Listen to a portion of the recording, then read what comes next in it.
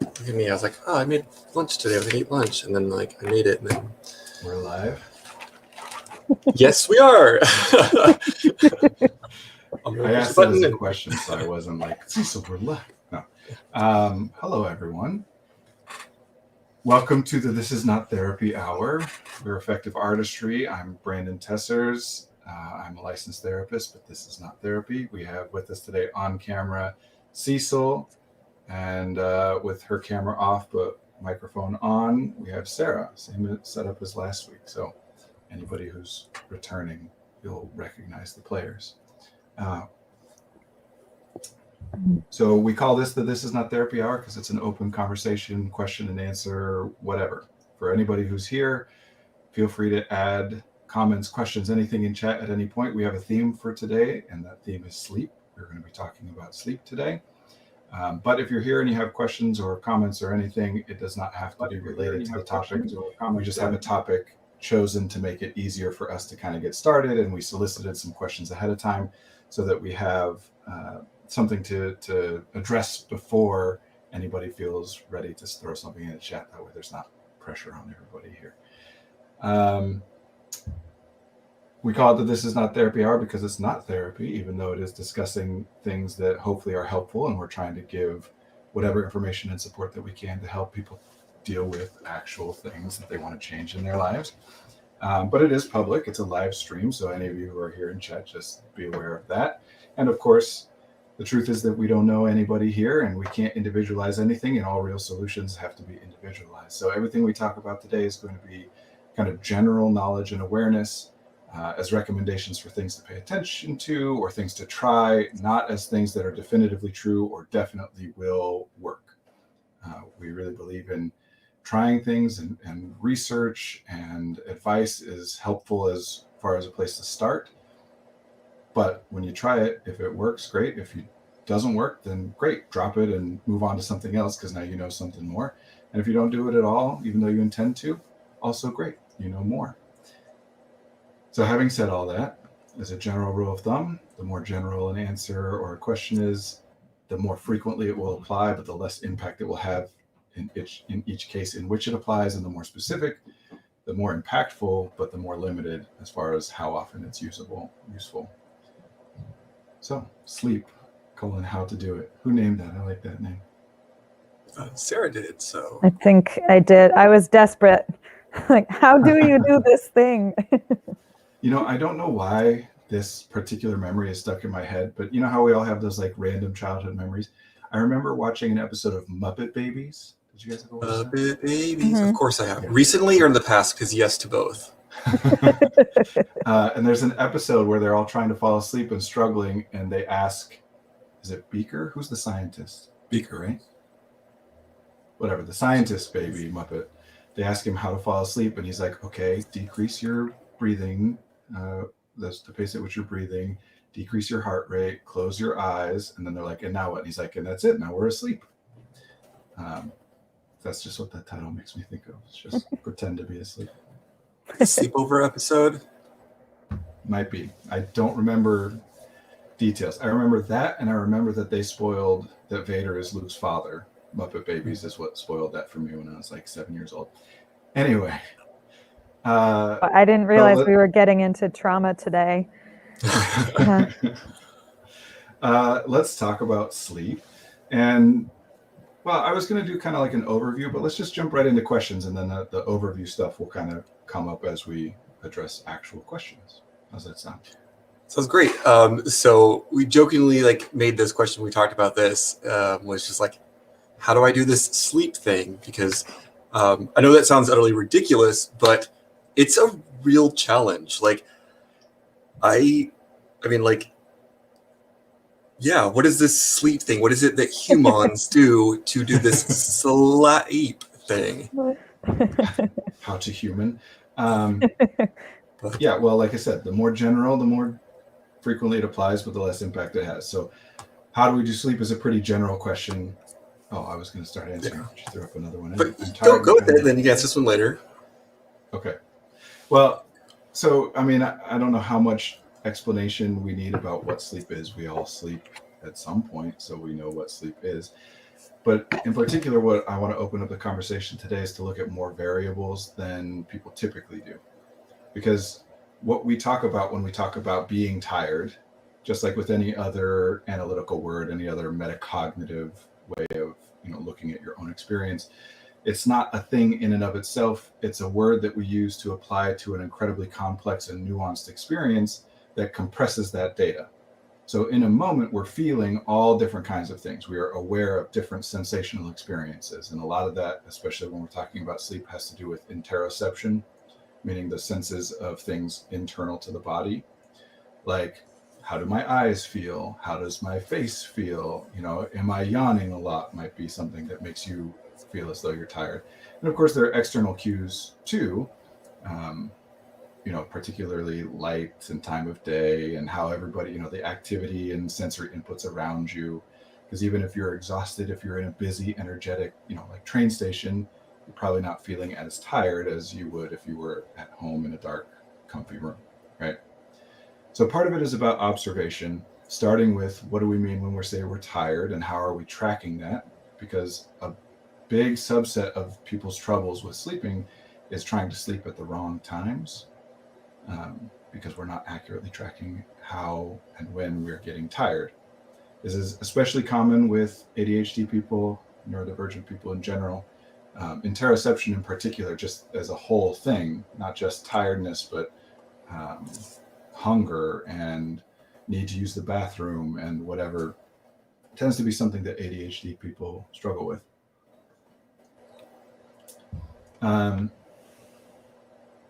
forgot where I was going with that. How do I sleep? We're talking about how to do sleep, right? Yeah. So we need to observe. Oh, here's what I was going to say. Is that so when we're more tired than we want to be, we start using our intellect, our analysis, to try and analyze why is the problem happening? How do I fix it? What can I attempt in order to make this better? So if I'm feeling more intensely tired than I want to be, or I'm feeling tired for a larger portion of my day or whatever time that I'm awake than I want to be, then I'm going to start coming up with theories about how to make that better. And we almost always start with sleep more, because it's a very obvious thing. We have differences in how much sleep we need and when and all that stuff we'll talk about in a second, but we all need sleep, and we all have had experiences of getting less sleep than we needed and enough sleep or even more or whatever. So it's an experience we're all aware of, and we can all say, I didn't sleep enough. So that's where we start. And sometimes that's enough. I need to get more sleep, and then I start developing strategies around that in order to make that happen. And if it works, great. If not, there are other variables to look at. Besides how much you're sleeping, there's also the time at which you are sleeping, which varies as far as how restful it is from person to person. It's more restful for me to sleep from 2 a.m. to 9:30 a.m. than it is for me to sleep from 10 a.m. to 6:30 a.m. That was quick math. Is that the same amount of time?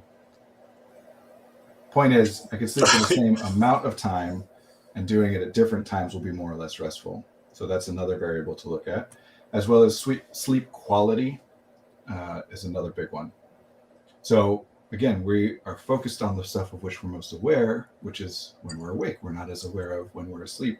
So a lot of people will have trouble with their sleep that they don't even realize is trouble, because we don't talk about it that much. That for most of my life, to this day, I wake up 12, 13, 14 times a night, and I remember each one, even though it's just for a second, to roll over. And I just assumed that was normal, that everybody wakes up and is awake for a second to roll over and remembers it in the morning. And no, that's not normal. I didn't know that till I was 33, that wasn't normal, and that's probably... It's actually one of our questions is kind of related to that. Oh, good. So we focus on how much, and we do a lot of focus on sleep onset, meaning once I decide to go to sleep or attempt to go to sleep, how long does it take? We tend to focus less on sleep quality, the sleep you're getting after you've fallen asleep, but before you get up in the morning. And we tend to focus less on the timing of how late, how early, et cetera, to go to sleep. So those are three other, however many I said, variables to look at. Otherwise, yeah, it is a process of shutting down your brain and body. And I am not a sleep researcher, although I've spoken with some sleep researchers learned some interesting things. But effectively, that shutdown happens in phases, right? Just like the sleep itself happens in different phases. Shutdown goes in phases. This particular system shuts down, then this system shuts down, and this system.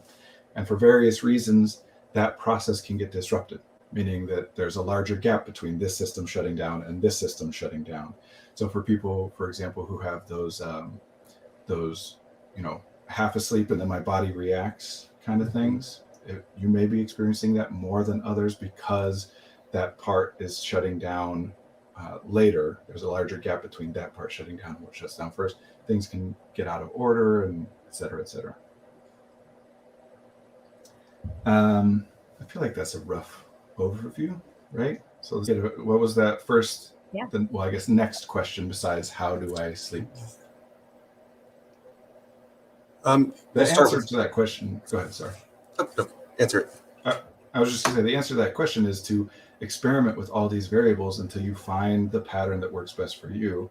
And unfortunately, even that consistency is one of those variables that changes from person to person. So some people can come up with a routine that's going to work for them every day and do it for years at a time and never have an issue. Other people might come up with a routine that works great, and then it slowly starts working less and less. And 6 weeks later, they've got to refigure it all out again.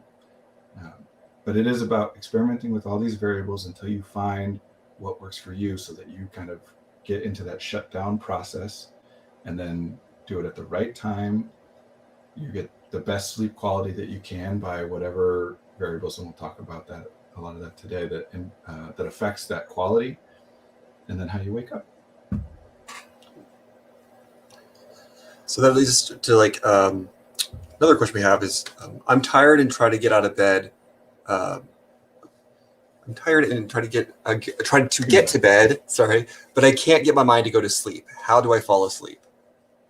This is probably the most common question I get about sleeping is I'm in bed, I'm tired, I want to sleep, but my mind won't stop. And again, so this is about that shutdown process. And we're not going to focus too much today on like the medical aspects of that, what might be going on in the brain that might cause disruptions in that process. We're going to talk about the observational side of it, what you notice and experience and can do something about. So things shut down in different phases, and your brain, the part of it that is responsible for problem solving, that intellectual working memory awareness part, is giving you trouble in shutting down in this scenario. So we've talked in the past about finite resources, right? Working memory is a finite resource. There's limited space in there. And the job of abstract reasoning, of higher, intellectual functioning, is to solve problems that are independent of the present situation. So if something is happening right in front of me and I need it to be different, I don't need to get my intellect involved in that so much, right? If something's hot, I'm going to jerk my hand away without having to do much cognitive work on that. But the more we start to get into future problems or potential problems, things that we think may happen or may happen differently than we want them to, or may not happen and we want them to, or whatever, that's when we're engaging that abstract reasoning. And what we're doing is taking data from the present environment plus data that we've stored away in long-term memory that we think is relevant to the problem, and trying to kind of work it, right? Combine that data in different ways and look for patterns and predictions and analysis, because, well, if this happened because of that reason, and if I change that thing, then this thing will happen differently next time, right? Well, it's finite space, which means the most urgent problems get addressed first, at least. Not always solved, because sometimes solving it is harder. But what often happens at night is we are now in a comfortable place. It's dark. There's not a lot of sensory input that the brain is deeming, worth bringing into attention, because it's all comfortable and non-problematic, right? It's quiet. It's a good temperature. And so oftentimes then the brain will say, great, we got all this room freed up and we can start working on other things. So in particular, if you are getting into anxious thoughts about the future, or ruminating on thoughts about your past, or running scenarios of things that could potentially happen, that's a lot of what's happening here. Is the brain is like, all right, we're awake. there's nothing real pressing right now, so we can get into these other things that are important to us, but weren't important enough to take precedence over whatever other things. And so the example I always use is when you start thinking about that embarrassing thing you did when you were in 10th grade or whatever, right? That it's not a very pressing thing. It happened a long time ago. Intellectually, you understand it's not a big deal. And yet somehow in some circumstances, when you bring it up, your whole body reacts as though it is very present and very important. So whatever that experience was awful. And you're now saying, okay, I want to make sure that that never happens again. Let me do some analysis. Let me figure out why that happened. What was it that I did wrong? What was my mistake? So that I can make sure I never make that mistake again. And especially in cases where something identifiable as something you could have foreseen, you're going to get stuck there. I tripped and fell. Well, what was it that I could do differently in the future to avoid tripping?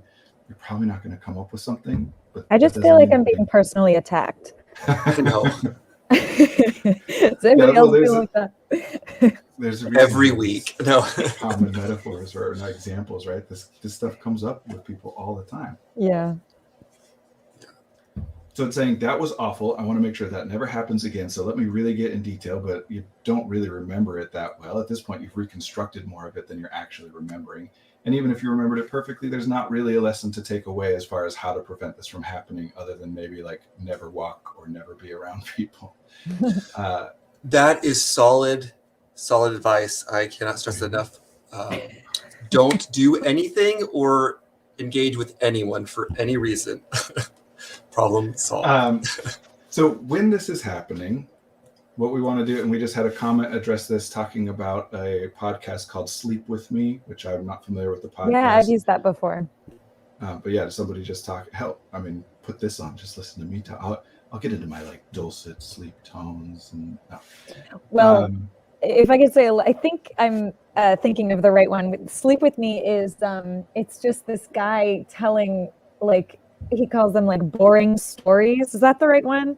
And he just talks and talks and talks about these subjects that are like not super interesting, but like okay, thank you. Yeah, his like dulcet tones just kind of like take your interest away, and you're like, well, I'm listening to someone, but I'm not super interested by what they're saying. So listen, as we talk about sleep together today. Is that good? I don't know. Is this some ASMR? Is that what we're doing? Oh no, Brandon. Sometimes there.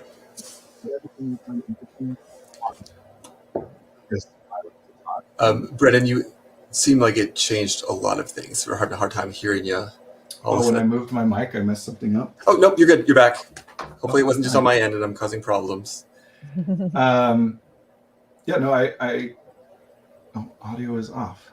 No, you're good to go now. That was... maybe I'm delayed, I guess. Yeah. My wife asks me to do this sometimes because I'm a verbal processor and she's not so much. And she knows that I like to talk. And so she'll say, just talk to me about something I don't really care about. And she'll fall asleep to that. So if that's what's happening, then the solution is to give the brain something else to occupy that space that isn't important and is easily processed or solved. Meaning that we want something that the brain is going to say, I'm paying attention to this and bringing it into this space, so it's taking the space up, but it's either not important or very easy to kind of understand and put away so that it doesn't junk up that space and start to loop. And there's all kinds of different ways to do this. That podcast obviously is one of them, or just having somebody talk to you is one of them. Of course, a super common one is reading a book in bed. And there is this is a place that we really want to manipulate our sensory sensitivities. So sensory sensitivity is when for some reason our brain prioritizes certain sensory signals, perhaps disproportionate to what we think is necessary, right? Sounds hit us harder, lights hit us harder. We're more aware. They take up more of our awareness, our working memory space, and become more overwhelming. Well, this is a place where that can become really useful. If, for example, you have sound sensitivity, then you can give yourself a white noise machine. sound that is there, and because your brain prioritizes sound, it brings it in, but it is meaningless sound that is not, that you know exactly what it is, and it's not associated with anything that you need to be worried about or aware of. It takes up space and then kind of goes right away. If you have tactile sensitivity, which is a correlation there with stomach sleepers. I don't know the exact research on this, but that for some people that sleeping on the stomach is because there's kind of that pressure, that tactile pressure, more so than when you're on your back. I'm like that. So weighted blankets can help there, or different types of pillows, sheets, whatever. If you have olfactory sensitivity, smell, you can get those scent diffusers that some people swear by. Which there's ones, and of course, whenever I'm talking about things that you can get, obviously there are resources involved, so it's not going to be a solution for everybody, but here are potential things. But it's also really good to be aware of, because a lot of us are not engaged or even aware of like the myriad of factors that go into our sleep. We think, oh, sleep, you go there, you go to bed, done. But like that's not always the case. Well, it's like Which with does everything, right? happen It's like for some people, I'm realizing. No, you do not tell me that lie. No. No, it's crazy for me, because I'm always like, there people who just hit the pillow and just fall asleep? And apparently there are. Oh yeah, absolutely. And actually, a lot of the time, people like that will still have real problems with their sleep, but they won't know it because, again, most of our conversation is focused around sleep onset. So they'll say, I never have a problem sleeping. I can sleep anywhere. I fall asleep, no problem. But at the same time, they'll say, I sleep 9 hours and I'm still exhausted when I wake up, or I still like need to nap throughout the day and whatever. Yeah. How can you tell it sense? So I should clarify, it's not necessarily a sensory type. What I'm talking about is sensitivities, and not everybody has sensitivities.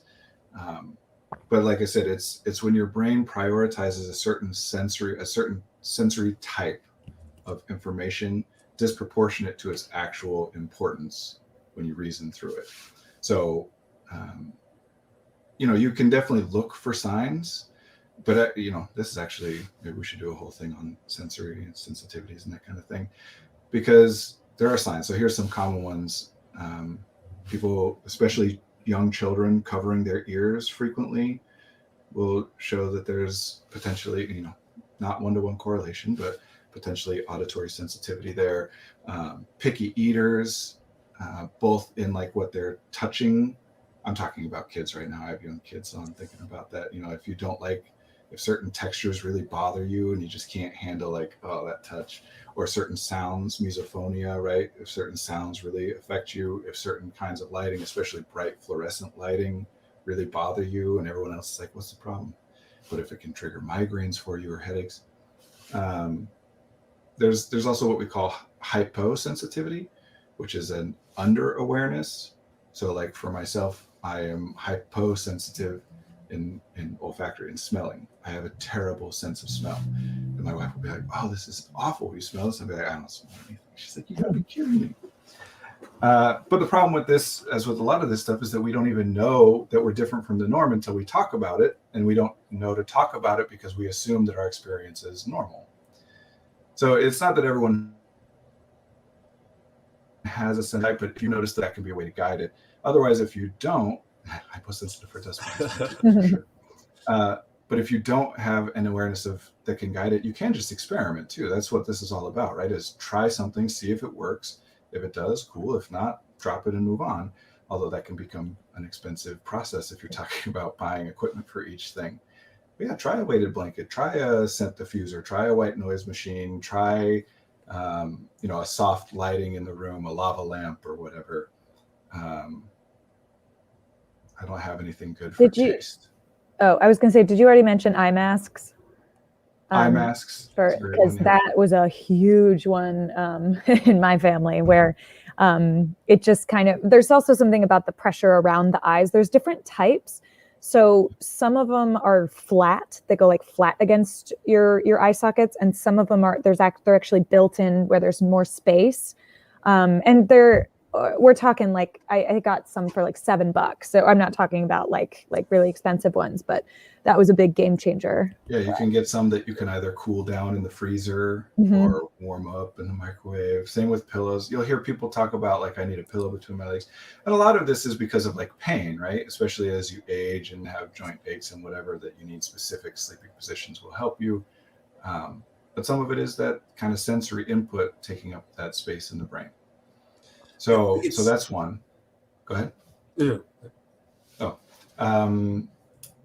Reading is this super fun. After that, we'll talk about listening to music, listening to audiobooks. And again, it's about finding the balance of interesting enough that my brain prioritizes the information and brings it in, but not so interesting or important that my brain is then saying, even though I'm tired, I got to stay awake until blah, blah, blah.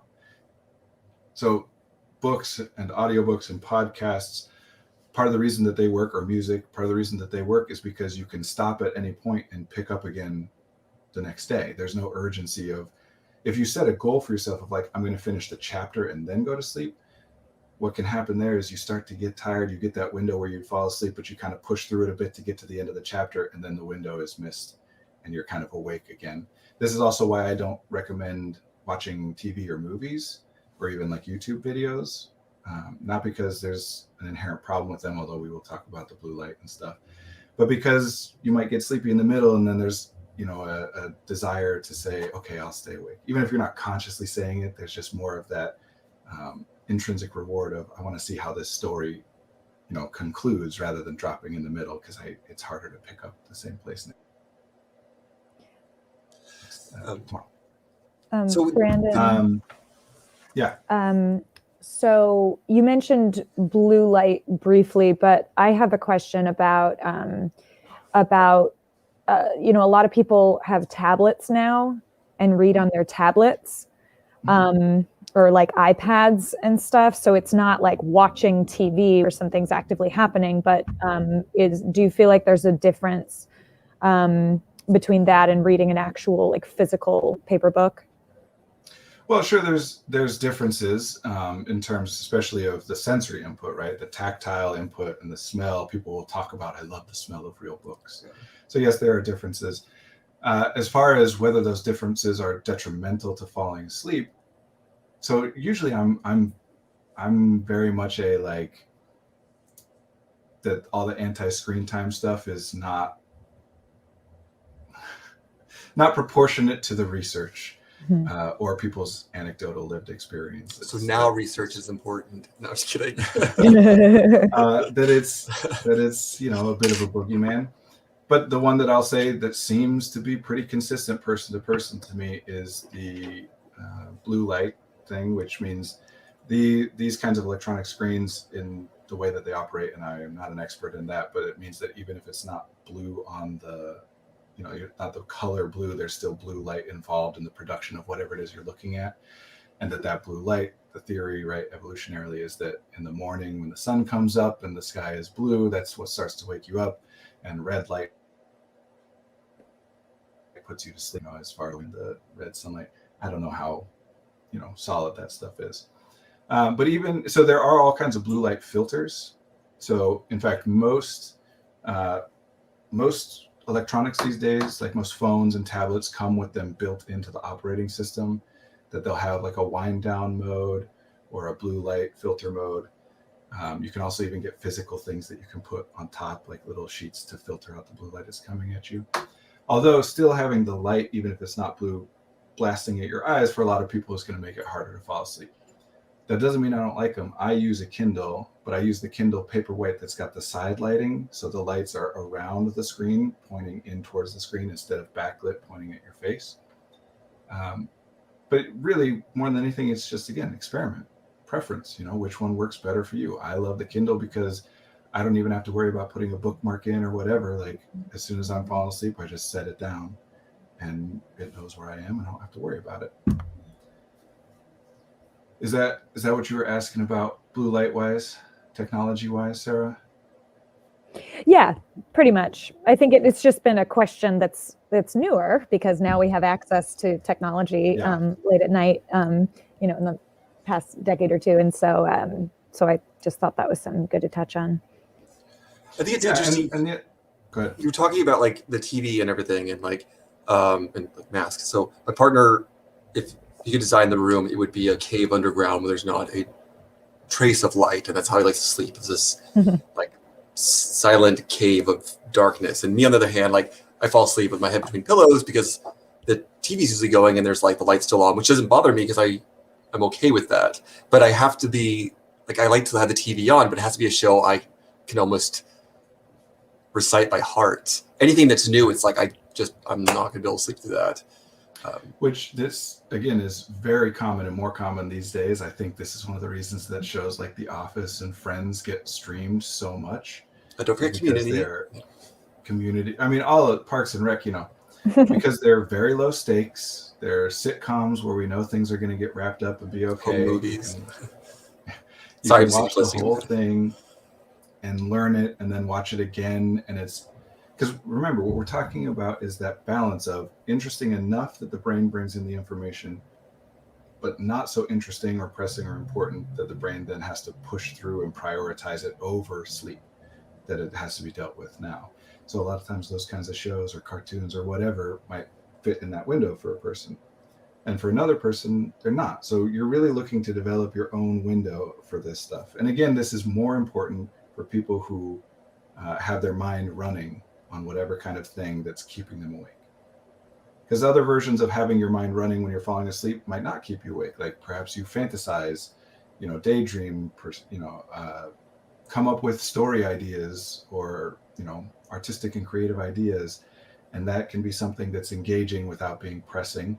Although sometimes you come up with an idea and you're like, well, now I can't, I got to write it down or I'm going to forget. That's why you get another common piece of advice of like have the notebook on the bedside table or, voice notes app on your phone so that if you get an idea, you can quickly record it. Because the other parts there of what you were talking about with the technology or Cecil with the television is the more kind of moving bits there are to a thing and the less control you have over the pace of consumption, the more it's going to be prioritized in the brain. So this is why I, for example, like a book over a podcast, because if I get distracted or start to get sleepy and then wake up again and read some more, that I'm not going to miss anything in a book. Whereas a podcast, although like we're talking about in the chat here, that podcasts that are specifically designed to be like, doesn't matter if you missed a part, is a lot easier. But the more physically you're interacting with something, so like playing games on your phone, right, where you're touching, tapping, I was trying to say two words at the same time, or texting or messaging people on your phone is more active, more engaging, and harder to kind of wind down and fall asleep. We did talk about, or one of our previous things, talk about novelty, stimulus, and everything else, and that seems to be working in here as well as like things that are novel in whatever way seem to be working against your ability to have the sleep onset. Is that correct? Yeah, well, because novelty is something that contributes to the brain prioritizing the information. I haven't seen this before. I got to make sure it's okay before I can let it go. Even if it doesn't look outwardly problematic, I better just check because I don't know it, right? And of course, again, it's not a one-to-one correlation, but things that are new are more likely to be prioritized by the brain. And this is where you're going to get a lot of that advice about sleep hygiene, about setting consistent routines. And that is great advice. And again, that consistency, though, changes from person to person. So you may work very hard to set up a great routine and it works for a while and then stops all of a sudden or slowly stops working and need to shift. Doesn't mean that developing a routine isn't still a good idea for exactly this reason, that you don't want a lot of new things at bedtime. You don't want to watch the news. You don't want to, for example, scroll social media where you're going to get new stuff constantly and be like, oh, what's going on? Because I know I do this sometimes, right? And I know we all probably do, that I'll be like, oh, I'm just going to check Twitter real quick before bed, not having a specific thing that I'm looking for, but just because like, oh, I haven't had much opportunity to do that today. Let me look at it. And then you start going and then you're like refreshing and looking more and you get into that loop and it takes a while before I even realize like, what am I looking at? I have a sense in my head of I'm staying on here until I find something, but have nothing defined as the thing I'm trying to find. So I'm just going to keep doing it. And even just this act of scrolling is like more than if I was reading my book, and it's going to keep me awake more. Which brings back the idea of clarity of knowing what you're doing, which again, like we talked about with procrastination versus perfectionism, seems to be the same concept at play. Yeah.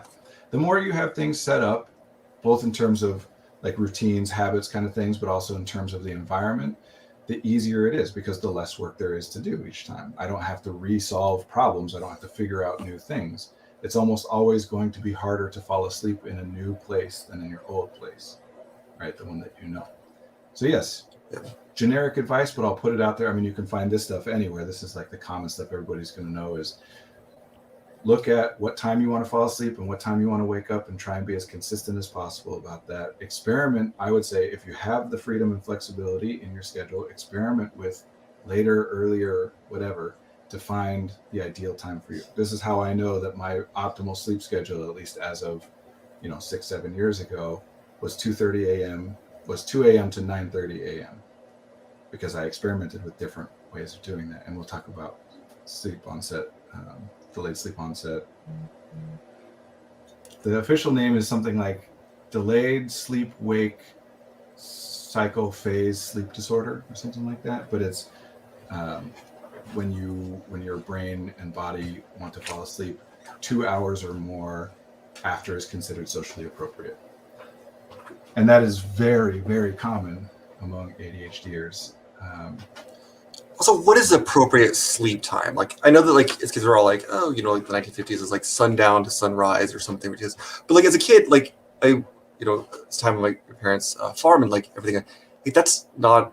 You get up before the sun gets up, and you're up after the sun sets. So I don't know what this sleep normal time is. Yeah, well, I mean, without getting into a full history of which I have an imperfect knowledge of why our schedule is set the way that it is. But it is, the majority of jobs are going to ask you to be there by 8 a.m., 9 a.m. until 5 p.m., right? The majority of restaurants are going to close at 8, 9, 10, 11 p.m., depending on where you live. If you live in the city, you might have ones that are open all night until 2 or whatever. But like with everything, there is a cultural component to that diagnosis. So I don't so much care about whether or not something qualifies as the official diagnosis. Because in this particular case, there are a lot of over-the-counter things that are available to you without having to go get a diagnosis of a thing. But I'm sure there are, and again, I'm not a doctor, but I'm sure that there are treatments, whether that's prescriptions or whatever, that are locked behind a diagnosis like this. So you'd have to go down that path for that purpose. But otherwise, it's really just about exploring for yourself, right? So yeah, 2:30 or 2 to 9:30 is my optimal sleep schedule. That's when I have no problem falling asleep whatsoever. No problem. I wake up refreshed and energetic and ready for the day. But I have 2 young children. I don't sleep until 9:30 a.m. anymore, and I haven't in 5 years or however long. And I'm not going to for several more years.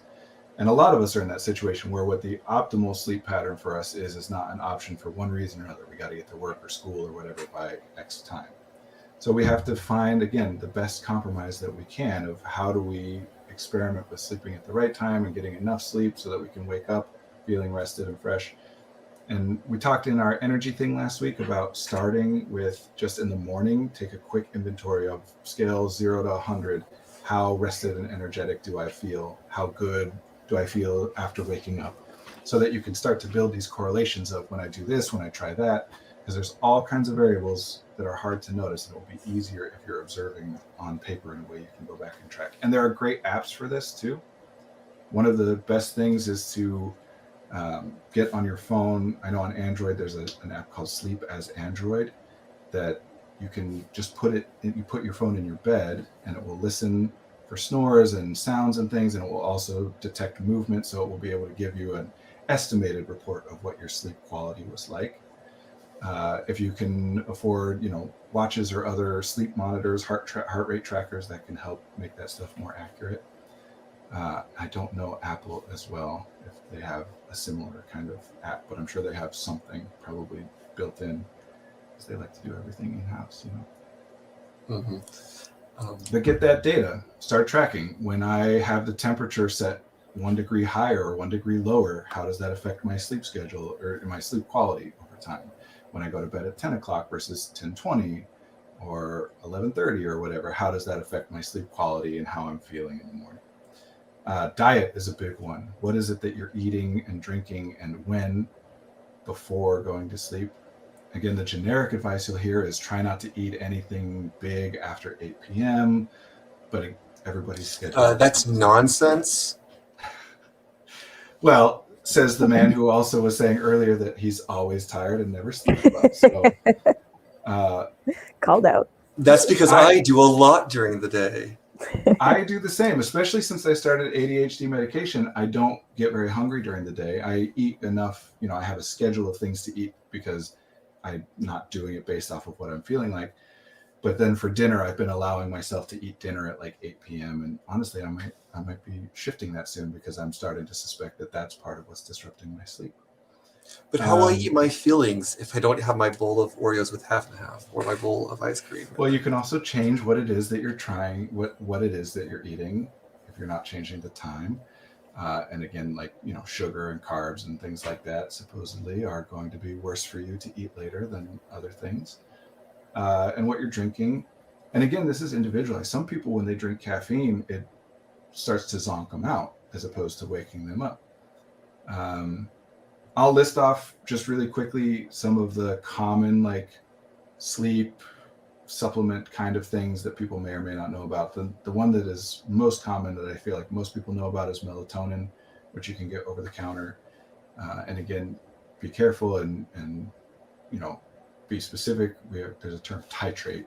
That's like a medical term about finding the exact dosage, right? So I guess not a medical term, but it's not medical. I mean, yeah. Be clear about what dose you're taking and shift it in small increments until you find the thing that's optimal for you.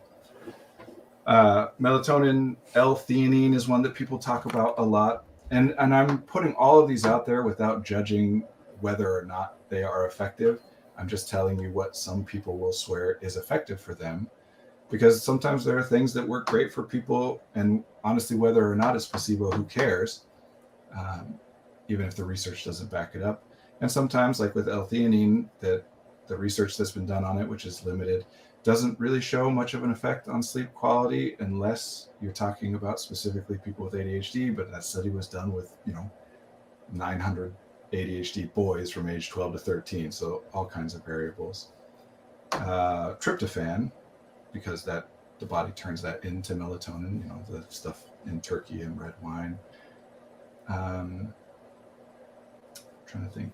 Some people swear by CBD, that will help, or even just marijuana in general, if that's something that people enjoy to do. Sometimes they find that helpful as part of enjoy to do sleep process. Enjoy to do. I don't want to. You heard that first, kids. Enjoy to do them. Make a statement on the validity of marijuana as a sleep aid or not. I'm just talking about things that people have found. So if that's something you already do, you can consider maybe that's something that would help you in your sleep. Or again, just like caffeine knocks some people out, maybe it's the opposite. Maybe things that make other people tired are part of what's making it harder for you to go to sleep or stay asleep. Marijuana in particular, there's research on that it increases phase 1 and phase 2 of sleep, but decreases REM sleep. And we don't have information on what those different parts of the sleep cycle do. So we don't know a lot about how it affects. So that's why each of us is kind of running our own experiment with a sample of one, right? So that kind of brings us to the next question. Oh, there's also like chamomile teas and all sorts of other fun stuff too. So that brings us, there's also like chamomile tea, herbal teas that people try to do. Yeah. So and our next question kind of follows along these same lines. I wake up throughout the night for many reasons. What can I do to prevent that, or prevent it from making me tired for the day? So we're going to focus more on the first half of that, preventing the waking up throughout the night, more than the second, because the ability to change what level of effect sleeping or sleeping well has on your perception of your own restfulness or tiredness there's not a whole lot we could do there other than just kind of redefining what it is that you're looking for to identify tiredness and restfulness and whatever. Waking throughout the night, again, can be a lot of reasons, but here's a very common thing is sleep apnea. It's much more common than people think.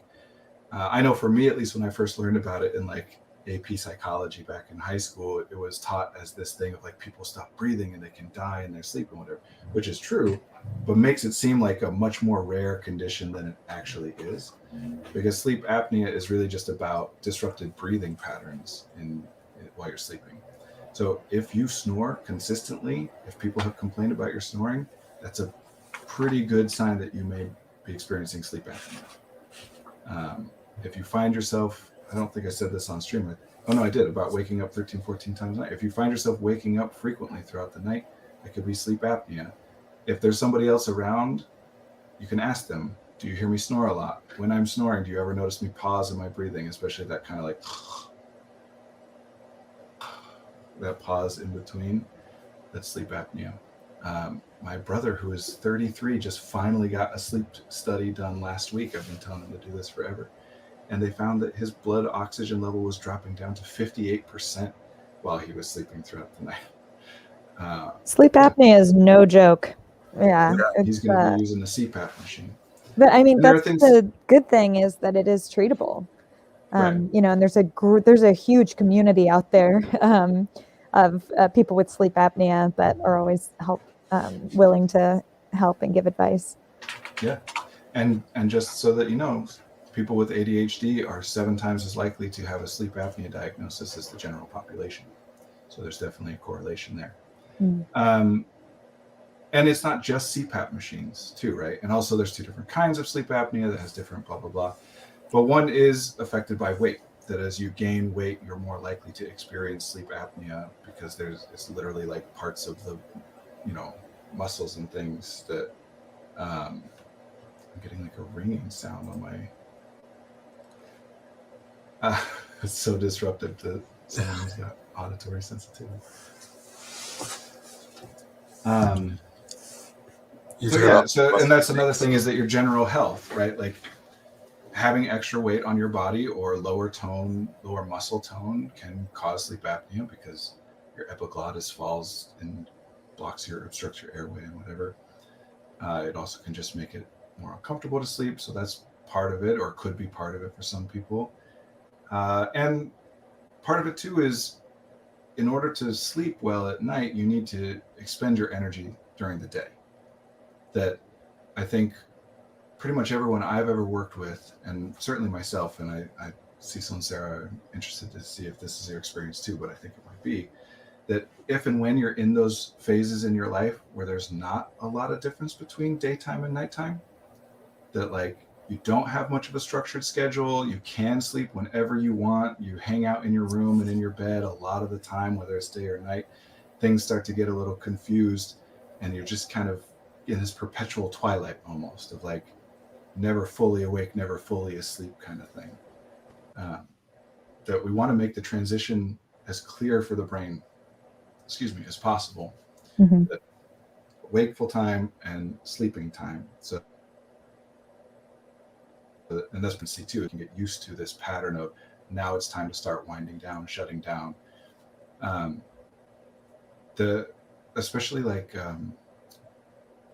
for people when you don't even like change your clothes, right? You sleep in the same clothes that you're hanging out in during the day.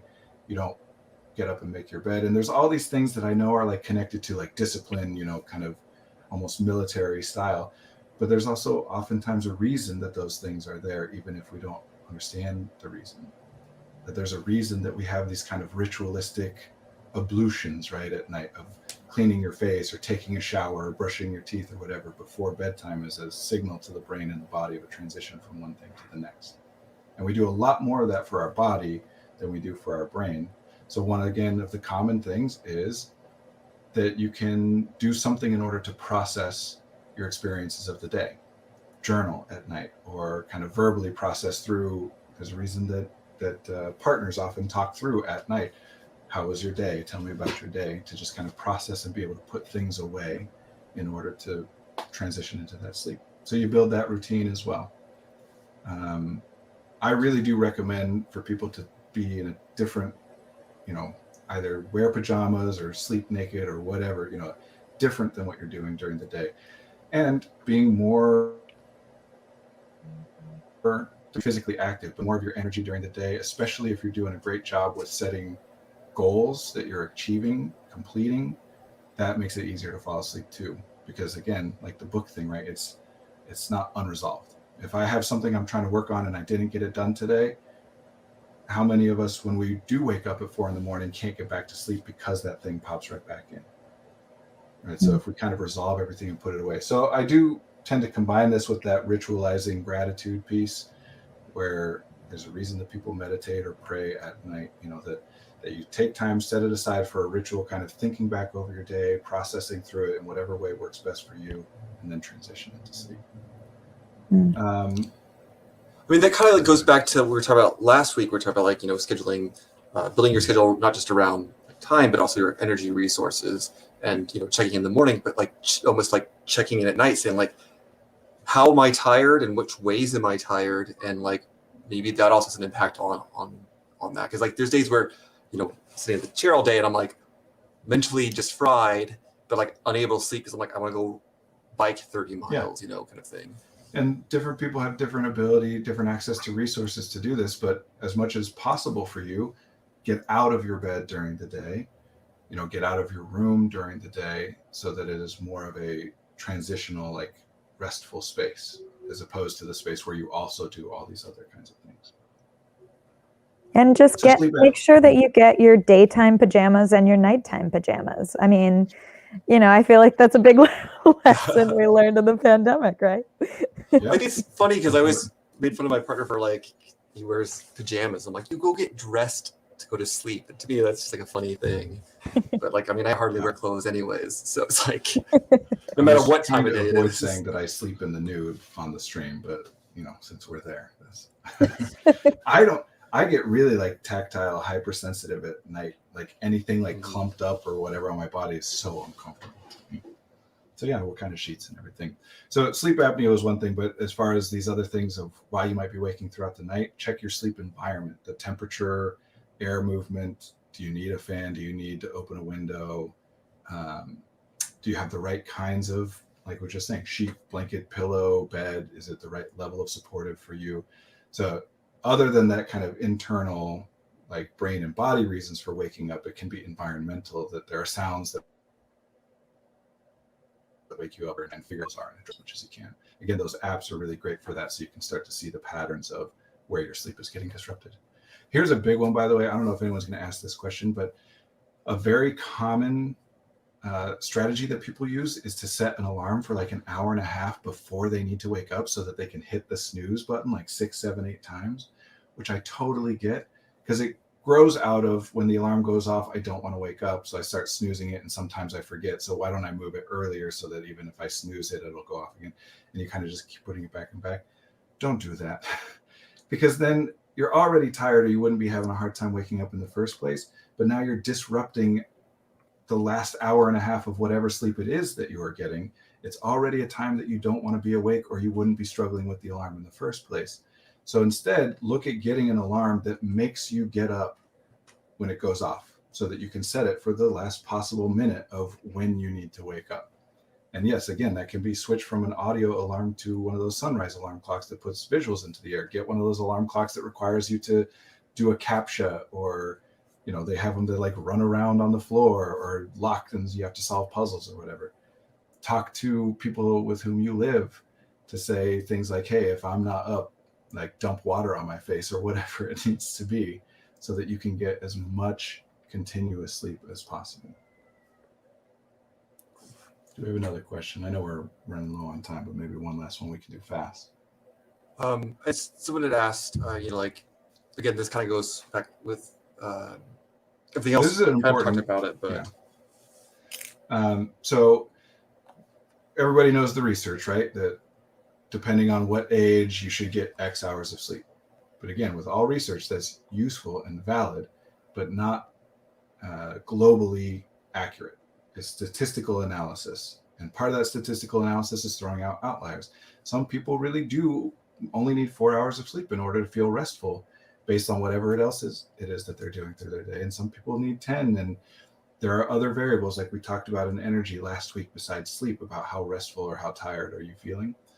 But yeah, we start with the average. That's the usefulness of research, is try to aim for 7 to 8 to start. If that's not enough, go more. If it's too much, go less. Or if you find that you're aiming for 8, but it takes you 2 hours to fall asleep every time, but you still feel fine every day, then maybe that's a sign that you only really need 6 and free up those 2 hours to do other things, unless you need those 2 hours to kind of wind down and fall asleep for your 6 hours. But again, remember that when you're going to sleep and when you're waking up is an important factor. There are differences in human brains and human experiences that dictate that going to bed later or earlier. We talked about delayed sleep phase disorder is the colloquial term. It's getting all jumbled in my head. But night owl versus early bird, we talked about. There is research that shows that that's a real thing.